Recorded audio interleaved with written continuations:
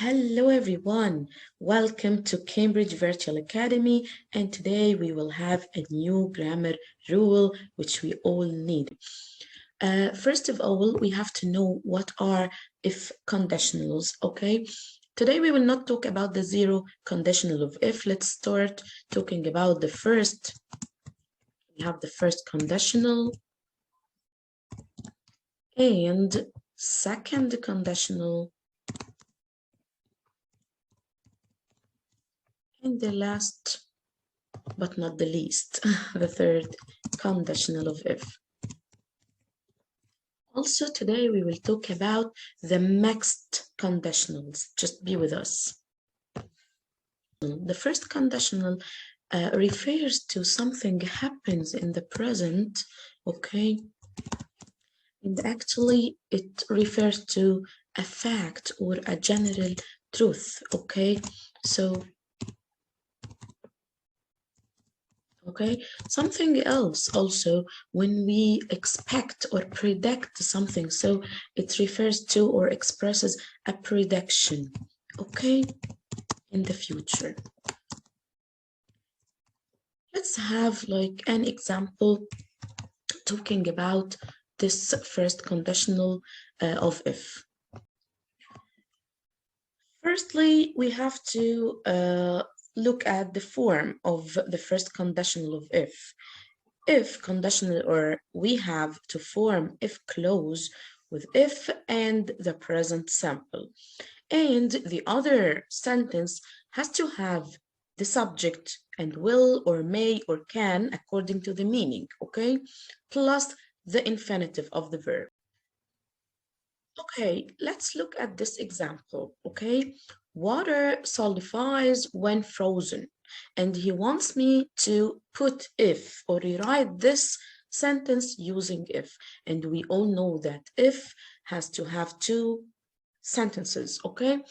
The first sentence here, what's that? This is a general truth, okay? So you have to use the first conditional of if. How can we use it? Let's see. If, how can I get a subject here? Water solidifies. Who will solidify this water? You, okay? So just use you here to make your sentence. If you will do what? Here we will look at the meaning, okay? If you freeze water,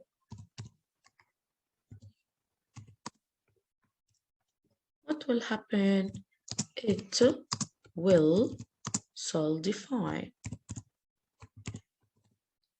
Okay, so as you see here, we put the first sentence in the present simple tense. Okay, look at the verb, and the second one or the other statement has to have will or can or may according to the meaning. You can write also it may solidify, okay, and then the infinitive of the verb. Let's see another example here about if first conditional of if, okay. It's a cloudy, so I think it will rain. And he asks you to put if. For sure here we have a prediction, something will happen in the future, so we will use the first conditional of if. If it is cloudy, this is the statement or if clause in the present simple, comma, it will rain. That's it. We don't need so for sure because it's a conjunction, and we will replace it with if, okay? And we will not put I think also. We don't need it because here we have if conditional. Now let's go and talk about the second conditional of if. The second conditional of if expresses something is impossible to happen in the present, and we have to like highlight in the present. Why? Because the sentence that you're gonna work on it in if conditional, in the second conditional of if, has to come in the present, okay?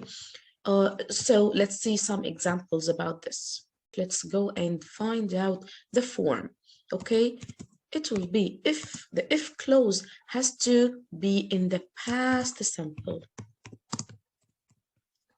Then the other main clause has to be in using would plus the infinitive of the verb. Let's see some examples. The example here is, I don't have enough time, so I can't help you. And he wants us to use if, okay? We will decide about the second conditional of if because the sentences are in the present simple. And could I help him? No, it's impossible to help him because I don't have enough time. So if I had enough time, I would help you. Okay, it's impossible. It's to happen. We can't change this present, okay? But we hope, okay? We wish. So if I had enough time, I could or would, okay? So here it's according to the meaning. Could will like make more sense, so use could, okay? And already he used the can't, so it's better to use could. Could help you. But you will ask me, if I put would, can it be? Yes, it can be. No problem, and it will be correct. So I hope that you understood this because the sentence has to be in the present, okay? And then we will take it one step backward to the past simple, so to show the impossibility of this condition. Let me tell you something very special about the second conditional of if, about verb to be, especially verb to be, okay? Here, in this example, I'm tired, I don't go to the doctor, okay? And we have to use if. Here we can give an advice using the second conditional of if.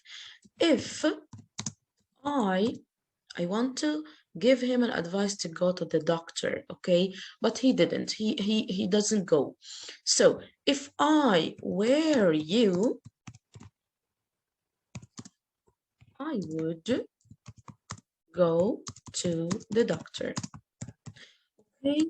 Someone will ask me, what's that? It should be if I was you, right? Because I takes was. Yeah, let me tell you that in the second conditional of if, because of the impossibility of the condition, we have to use with I or he or she or it can be where.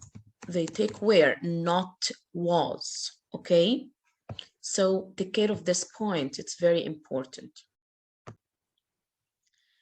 Now let's talk about the third conditional of if, which expresses something was impossible to happen in the past, okay? So we have to highlight here the past, because what we will change or what we will imagine that it didn't happen, it has to be in the past. Okay, for example here, she read the paper, so she knew about the accident. Both sentences are in the past, as we said, the past simple, okay? And he might ask you to put if, okay? Or he can write for you to include a past participle verb, okay? Both, we have to include them. How? Let's answer it. If I would answer this, I have to be careful about the meaning, okay? I imagine something didn't happen.